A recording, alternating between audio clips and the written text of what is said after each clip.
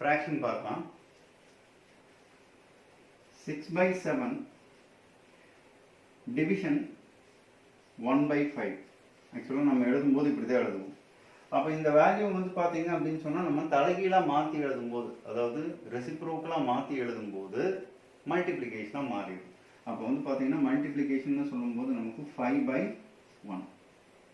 அதே மாதிரி அடுத்து 5/1க்கு கீழே வந்து 2/3 எழுதும்போது என்ன ஆகுங்க, நம்ம ரெசிப்ரோக்கலாக மாற்றி எழுதும்போது டிவிஷன் வந்து மல்டிப்ளிகேஷனாக மாறிடும் 3/2. இப்போ இந்த 2 வந்து 6ல் 3 டைம்ஸ், வேறு நம்பர் கேன்சல் ஆகிறது இல்லை, அதனால் டேரெக்டாக எழுதிக்கலாம்.